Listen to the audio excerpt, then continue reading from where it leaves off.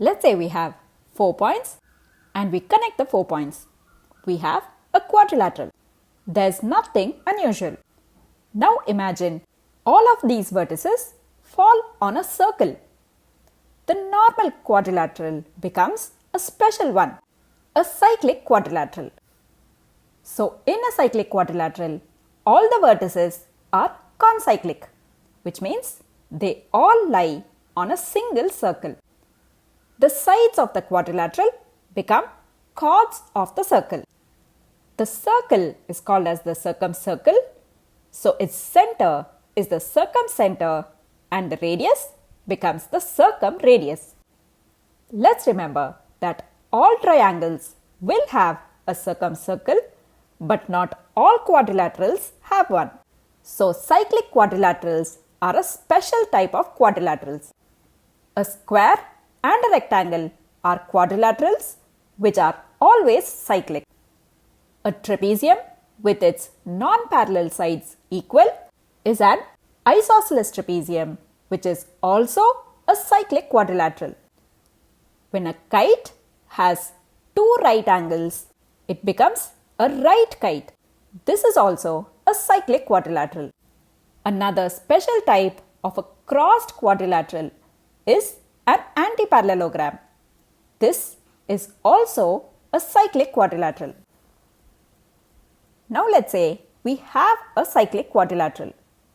Let's draw the perpendicular bisectors for each of the four sides. These four perpendicular bisectors will meet at a single point. This point becomes the circumcenter, and the distance between this point and each of the vertices of the quadrilateral will be the circumradius. So using this, we can construct the circumcircle of the cyclic quadrilateral. Next, in any cyclic quadrilateral, the opposite interior angles are supplementary, which means they add up to 180 degrees. To prove this, we'll have to remember a circle theorem. Angle subtended by an arc at the center of a circle is twice the angle subtended by the same arc at the circumference. Now let's consider this arc. It subtends this angle on the circumference and this angle on the center. So if this angle is x, this becomes 2x. Now considering this arc, it will subtend this angle at the circumference and this one at the center. So if this is y, this angle becomes 2y. So at the center, we have 2x plus 2y is equal to 360 degrees. 2 into x plus y is 360 degrees and x plus y is 180 degrees. This is nothing but angle A plus angle C, which are the opposite angles, and hence proved. In a similar manner, you can also prove that angle B plus angle D is also 180 degrees. Now let's extend one of the sides and consider the exterior angle here. This exterior angle will be equal to the opposite interior angle. Let's prove it. We already know that the opposite interior angles add up to 180 degrees. So we'll say angle B plus angle D is equal to 180 degrees. From here, we can say angle B is equal to 180 degrees minus angle D. Now let's consider the exterior angle to be x.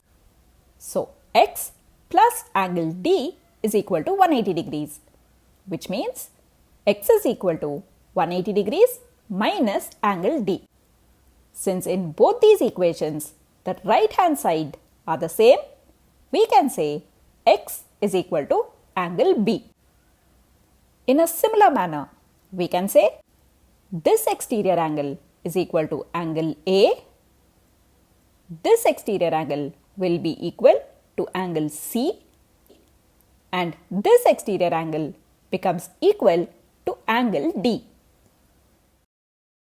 Next, in a cyclic quadrilateral, the angle between a side and a diagonal is equal to the angle between the opposite side and the other diagonal. Let's see what this means. We'll consider BC and AD, which are opposite sides.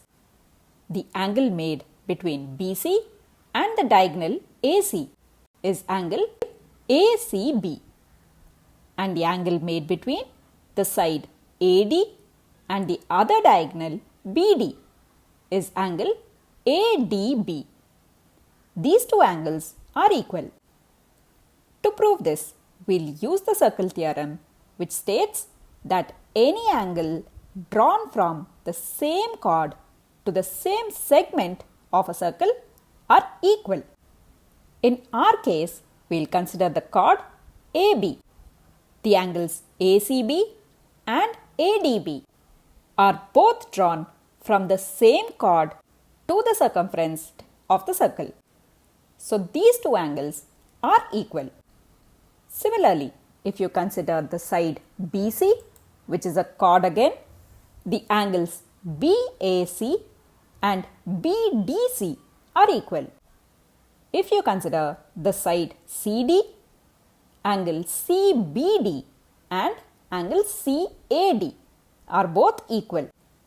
Also in side DA, the angles DBA and DCA are equal. Hence, prove. Now let's understand a few more properties. Let's say the diagonals AC and BD intersect at E. So for any cyclic quadrilateral, AE into EC will be equal to BE into ED. The next property is also called as the Ptolemy's theorem. For any cyclic quadrilateral, the product of the length of the two diagonals is equal to the sum of the products of the opposite sides. Here we have two pairs of opposite sides, AB into CD and BC into AD. You need to add these two products. This will be equal to the product of the length of the diagonals, AC into BD. Now let's consider four triangles ABC, BCD, CDA and ABD. If you find out the incenters of these four triangles, they will form the vertices of a rectangle. This is true for all cyclic quadrilaterals. And for the same four triangles, if you find out the centroid of each of the triangles, they will form another cyclic quadrilateral. Now let's say we'll extend these two sides to meet at E and these two sides to meet at F. Then the angle bisectors at the 2 points E and F will be perpendicular for any cyclic quadrilateral. Finally, the area of a cyclic quadrilateral can be found using the formula square root of S minus A into S minus B into S minus C into S minus D. Here, A, B, C and D are the lengths of the sides of the quadrilateral and S is the semi-perimeter. A plus B plus C plus D divided by 2. If you found this video interesting, give it a like and share it with your friends. Thanks for watching.